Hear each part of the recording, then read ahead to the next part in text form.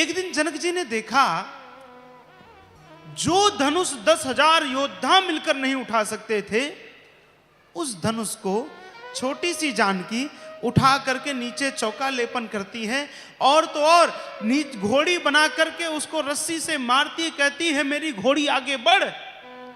तब जनक जी ने प्रण कर लिया कि अब इस धनुष पर जो प्रत्यंचा चढ़ाएगा उसी के साथ बेटी का ब्याह होगा।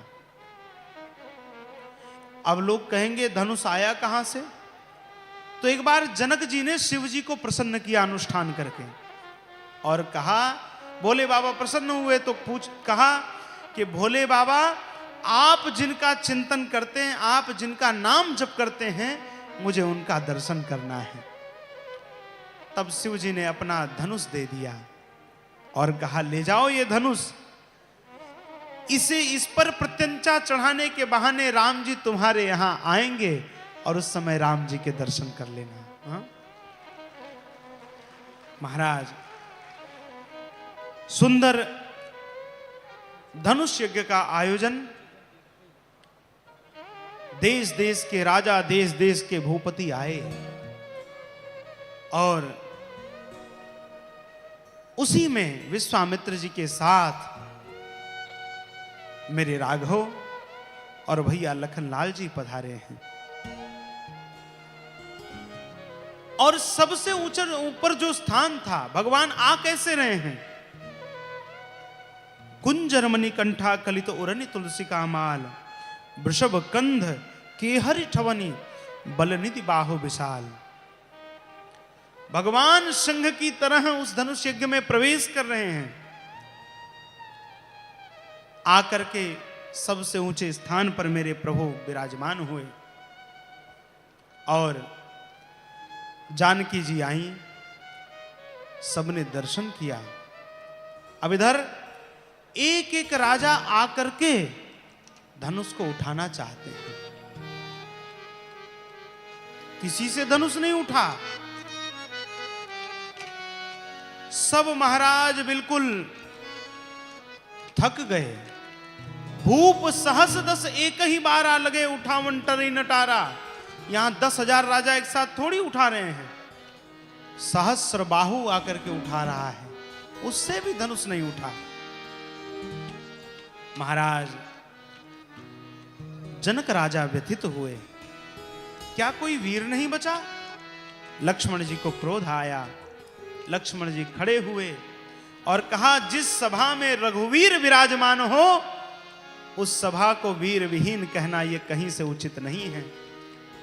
राघव ने शांत किया और फिर गुरुदेव ने आज्ञा दी, राघव उठऊं राम भंजऊं भव चापा, मेटहूं तात जनक परितापा।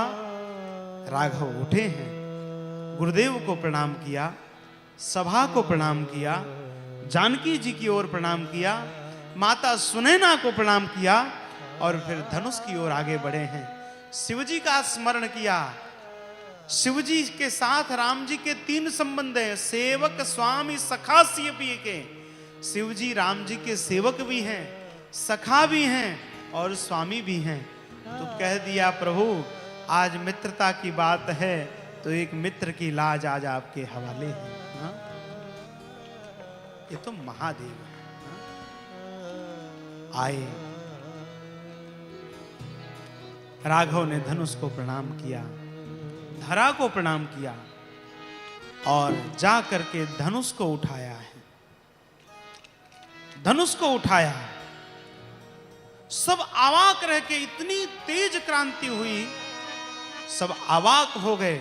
और गोस्वामी जी लिखते हैं, गुरु ही प्रणाम मन ही मन की ना, गुरु ही प्रणाम मन ही मन की ना, अति लाघव उठाई धनुली, लेत चढ़ावत खींचत गाढ़े, लेत चढ़ावत खींचत गाढ़े, काहू न लखा देख सब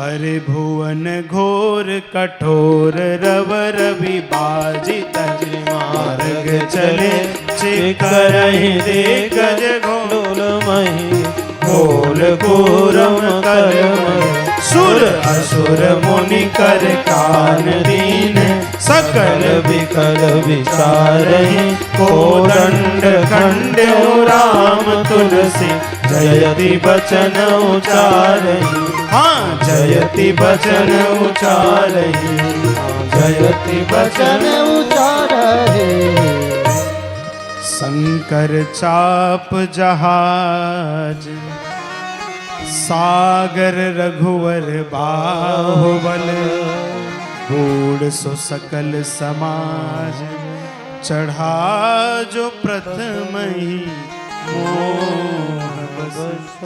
ये शंकर जी के चाप रूपी जहाज पर